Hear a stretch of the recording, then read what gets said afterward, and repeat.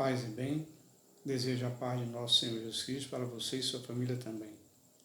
Prezados amigos, conhecidos, eu sou o catequista Aquino, gerenciador do site larcatólico.net.br e venho humildemente vos convidar para juntos continuarmos na reflexão do assunto devoção aos santos.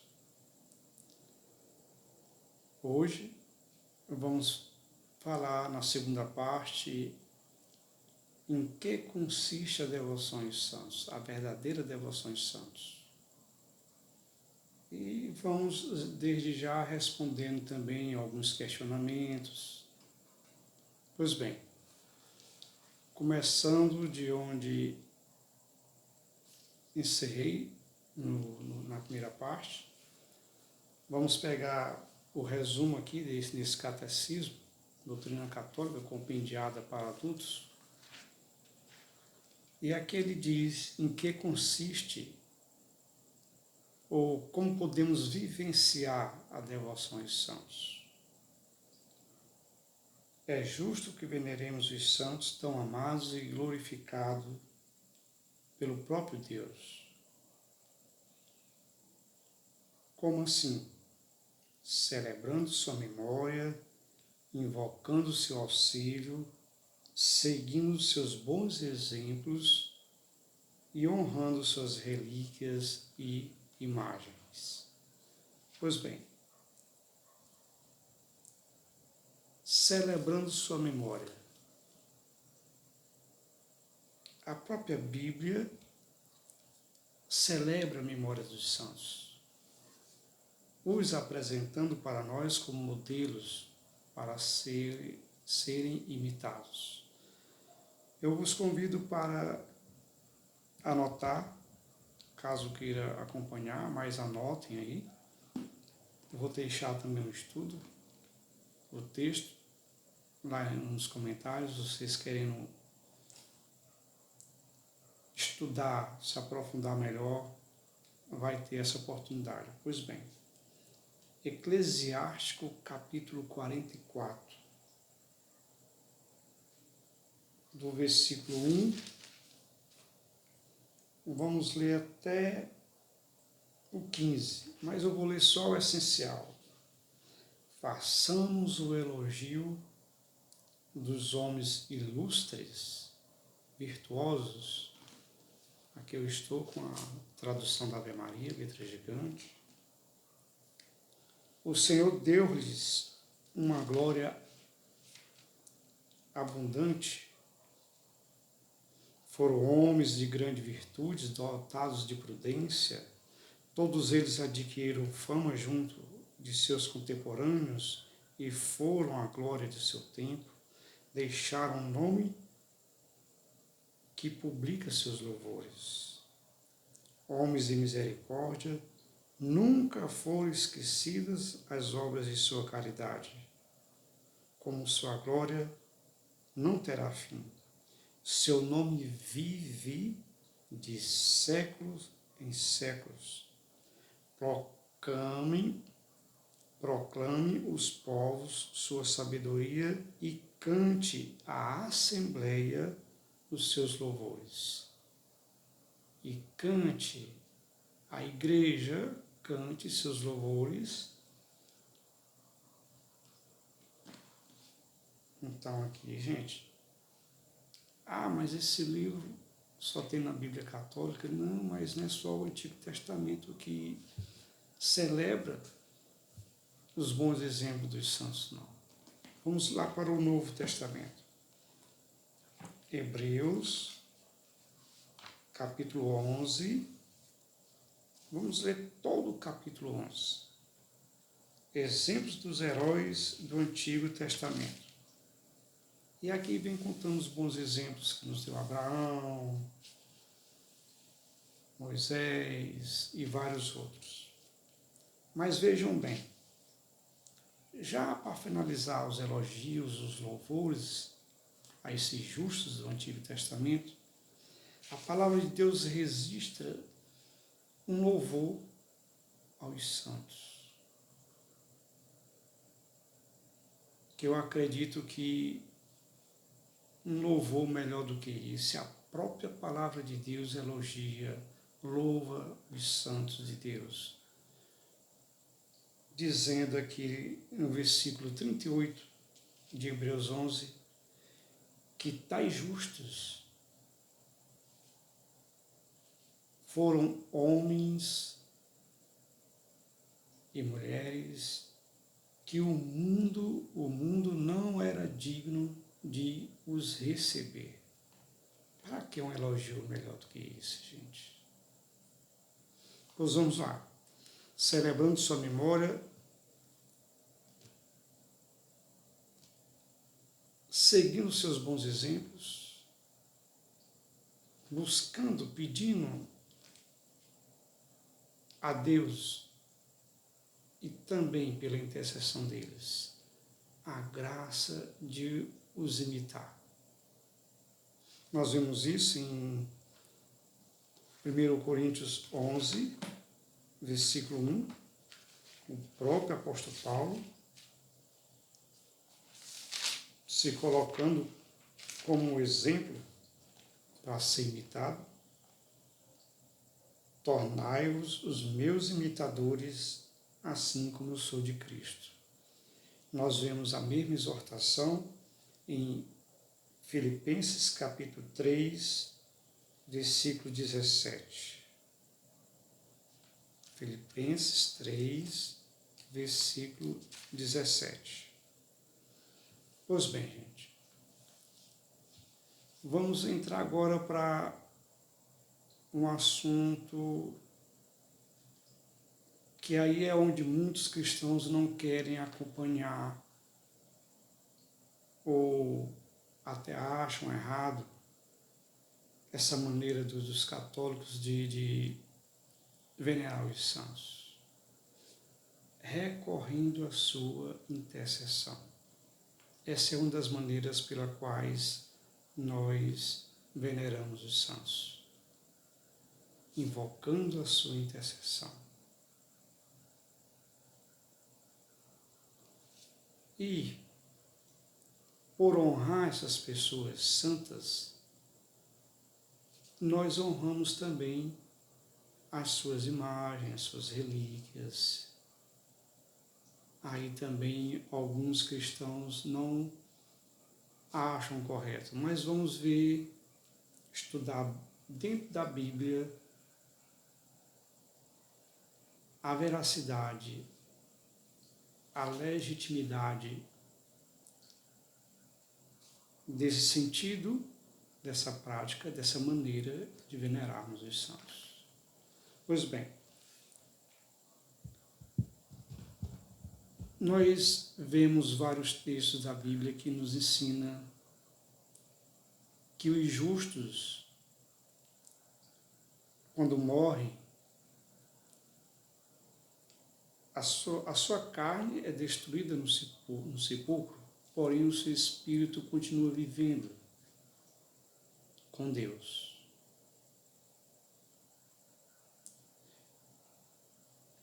E nós acreditamos na vida eterna. Acreditamos que a vida que começa aqui não termina com a morte, porque a morte, como nos ensina a nossa Santa Igreja, é a passagem de uma maneira de viver para outra. Podemos pegar a Bíblia em 2 Macabeus,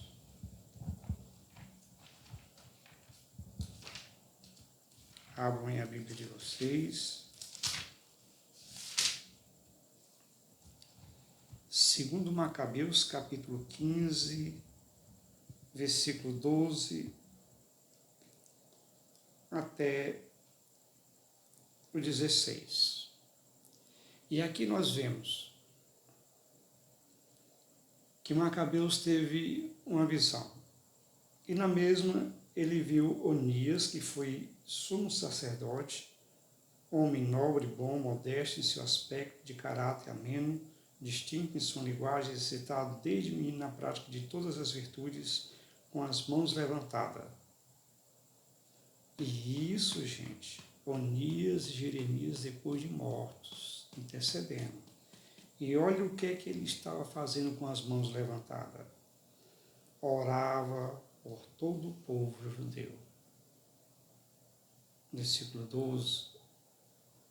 Em seguida apareceu do mesmo modo um homem com os cabelos todos brancos, de aparência muito venerável, enivado por uma admirável e magnífica majestade. Então, tomando a palavra, disse-lhe Onias: eis o amigo de seus irmãos, aquele que reza, ora, intercede muito pelo povo e pela cidade santa de Jerusalém. O profeta de Deus.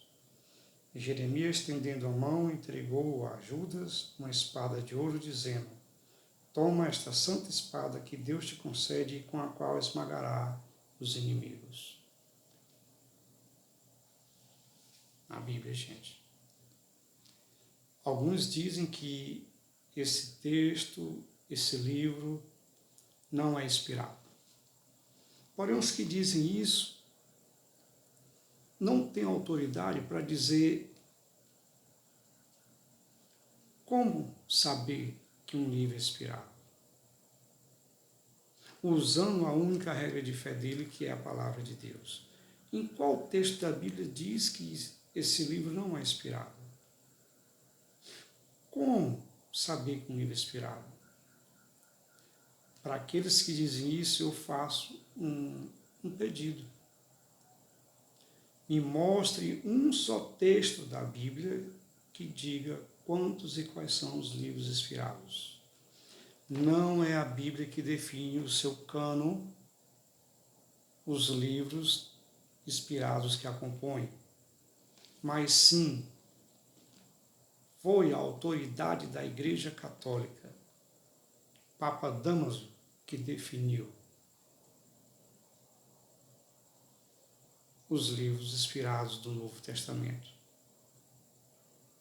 e que definiu que esses aqui também, os 7 livros deuterocanônicos do Antigo Testamento, são inspirados.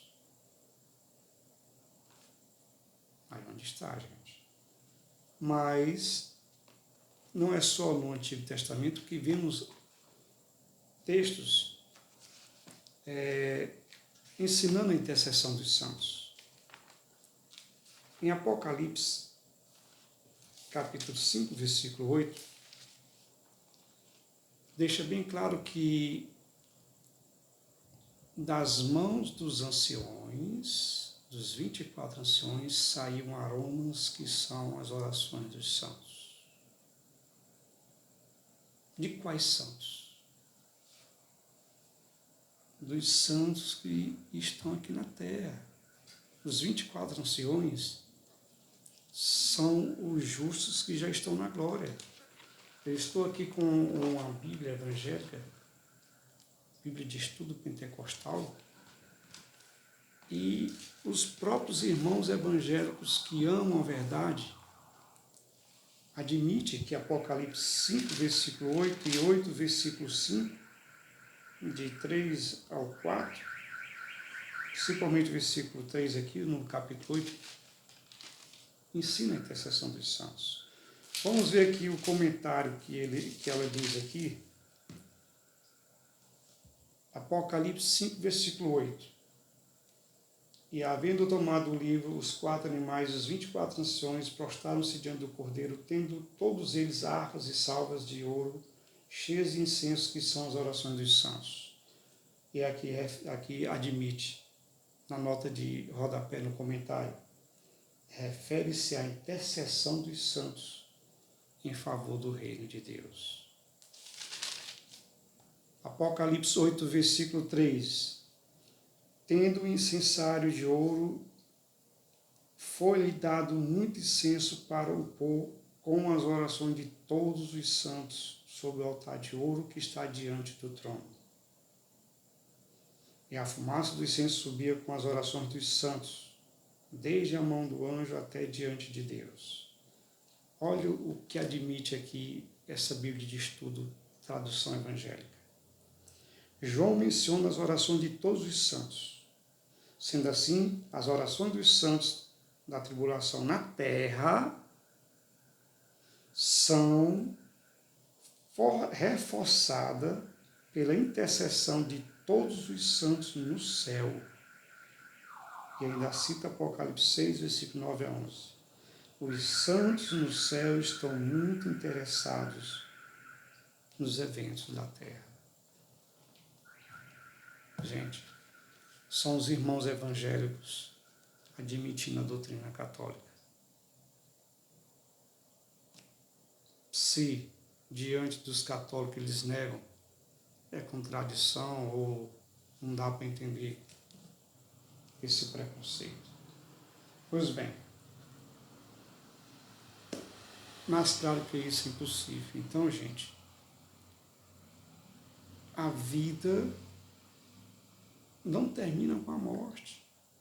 E os justos, quando morrem, Hebreus 9, 27, eles entram imediatamente ao julgamento. E eles entram imediatamente, através do juízo particular, que todos nós, cada um de nós haveremos de comparecer diante do tribunal divino, eles entram imediatamente na presença de Deus, na glória de Deus. Todas as igrejas cristãs, com exceção daquelas que não acreditam na imortalidade da alma, todas elas citam vários textos da Bíblia que provam que o justo, assim que morre, entra na glória de Deus. Vamos ver aqui, 2 Coríntios, capítulo 5,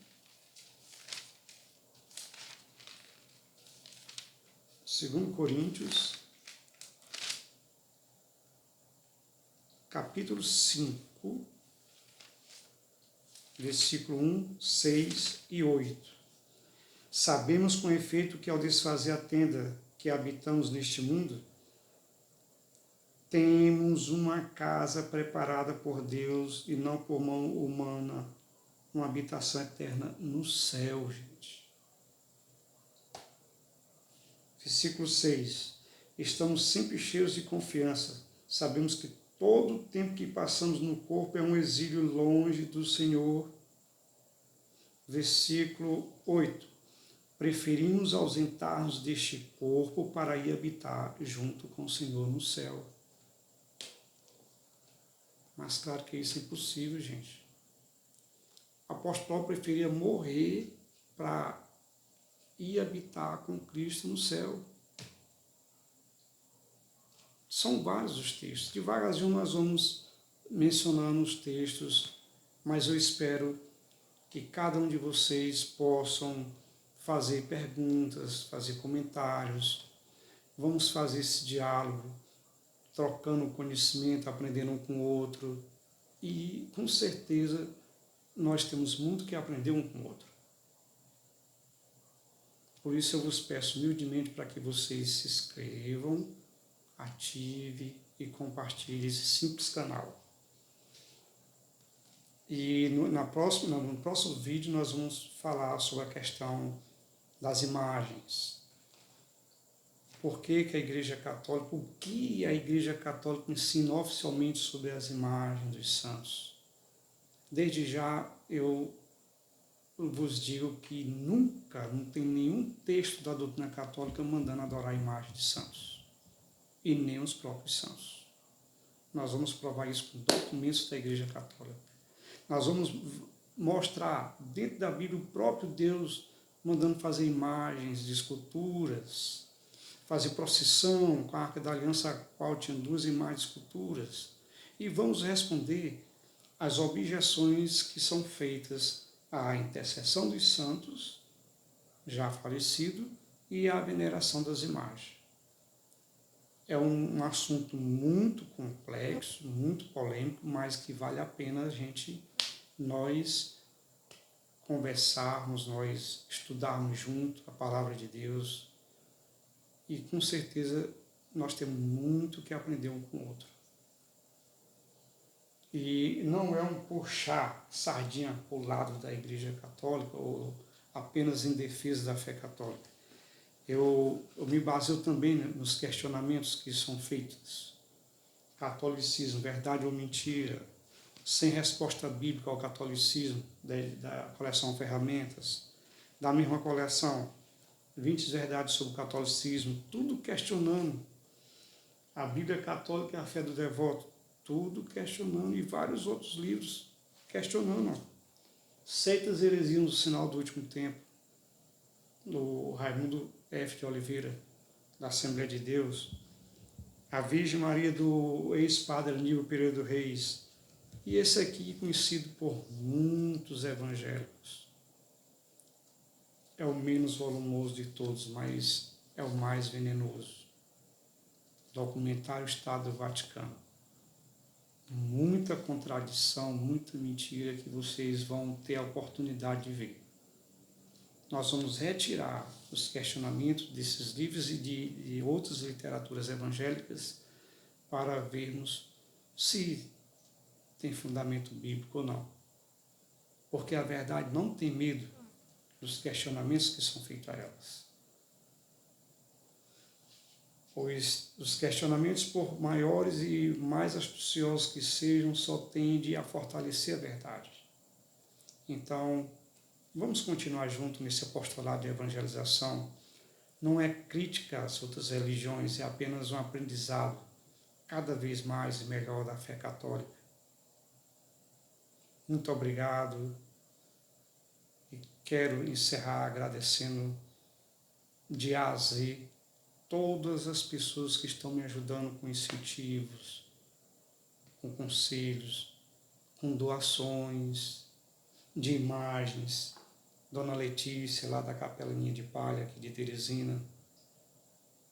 Por que não lembrar também do meu amigo Washington, competente advogado? Depois eu vou botar o endereço dele nos comentários, para quem quiser realmente ver o tanto que o homem é competente, e tantos outros amigos que estão ajudando com doações para que eu venha comprar ferramentas que melhorem a qualidade dos vídeos, do áudio. E graças a Deus, olha, consegui comprar um microfone melhor, um adaptador, e eu acredito que a tendência é melhorar. Muito obrigado, fique e permaneça na Santa Paz, nosso Senhor Jesus Cristo. E até o próximo vídeo. Amém.